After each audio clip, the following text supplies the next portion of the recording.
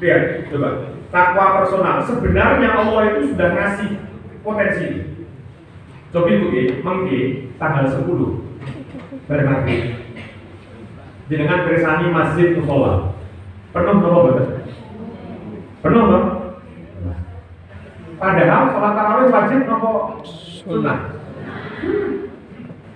Sunnah tapi penuh. Kenapa? Karena memang kita itu diberi potensi agar kita bisa masuk ke dalam takwa personal kita. Coba, ketika puasa, orang yang biasanya bohong langsung enggak, kan puasa.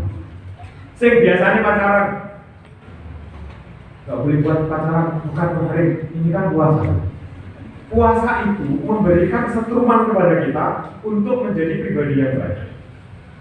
Tapi ingat Bapak Ibu, rahmat untuk kekuatan ini biasanya hanya di hari-hari pertama. Kalau kita tidak membiasakan, kalau kita berpuasanya hanya sekedar asal-asalan, nanti hari ke-10 softnya semakin maju. Nah itu sudah biasa ya. 10 hari pertama masih penuh, 10 hari kedua mall penuh, 10 hari ketiga jalanan penuh, 10 hari Syawal pegadaian penuh. Karena Idul Fitrinya untuk saling pamer kekayaan. Nanti ketika Ramadan perlu dibahas juga itu Bapak Ibu. Orang mudik itu biasanya bukan untuk sungkem kok, pamer Bu. Cobi dalile nopo? Nek Idul Fitri niku saringgitan.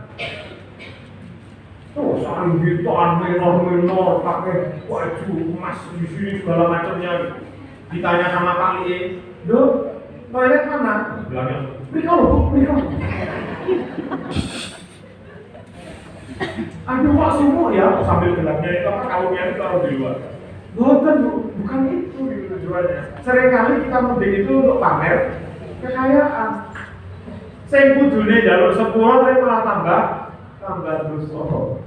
Ya, oke, itu ya ibadah personal. Karena coba lihat, ketika puasa itu kita itu betul-betul kontrol. Yang kedua, ibadah sosial. Rasulullah itu mendikan Bapak Ibu, barang siapa yang memberi buka puasa pada orang yang berpuasa, itu pahalanya sama seperti pahala dengan orang yang berpuasa. Makanya Bapak Ibu sekalian, mari berlomba-lomba untuk menyediakan itu. Kalau mampunya hanya sebuah kucing limo, boten nopo-nopo. Semampu kita. Kalau tidak mampu, kita yang ke masjid menjadi sarana wasilah orang yang sedekah agar mereka dapat pahala. Jawaban Islam itu enak loh. Jenengan punya kelebihan rezeki, sedekah. Jenengan belum punya kelebihan rezeki, nikmatilah sedekah. Berarti kan gara-gara kita, orang-orang sedekah itu tersalurkan ibadahnya. Makanya Bapak Ibu, Ustaz, yang nanti kalau ada yang nyumbang ke sekolah, itu filosofinya adalah harusnya yang nyumbang itu berterima kasih karena sekolah mau menerima. Coba kalau dia punya uang 10 juta disumbangi orang masih nombor, orang jadi sedekah. Betul nih? Jadi amal usaha kita kalau mendapatkan sumbangan-sumbangan itu sebenarnya kita menjadi wasilah ibadah yang menyumbang. Tapi Ustaz, bukan berarti kemudian kita sampaikan secara formal. Jadi Bapak Ibu, ini saya terima karena saya ingin menyalurkan jenengan, ya bukan begitu. Cuma filosofinya adalah itu sebenarnya. Akhirnya apa? Yang nyumbang tidak sombong, yang disumbang tidak rendah diri.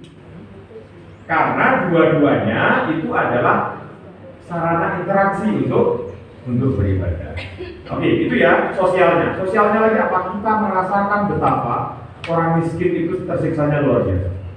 Coba bayangkan, dari subuh sampai maghrib kita tidak makan, itu sudah stres. Sudah bingung mau ngapa-ngapain, bingung mau ini, itu bingung. Di situ muncul kepekaan sosial. Yang terakhir adalah syukur. Ini nanti sebenarnya bisa dieksplor lebih jauh lagi ya. Syukur itu apa? Begini, Bapak Ibu. Jenengan biasanya, kalau hari-hari biasa begini, apalagi siang-siang, orang mau BS teh, orang mau BS kantor gak marah nanti. Habis pengajian begini, terus dibagi makan sama aqua gelas. Itu aquanya dibuka untuk cuci tangan biasanya. Cobi pas puasa. Setetes air mineral itu berharga dan luar biasa. Puasa kita itu mengajari kita bagaimana mensyukuri setetes air dari Allah.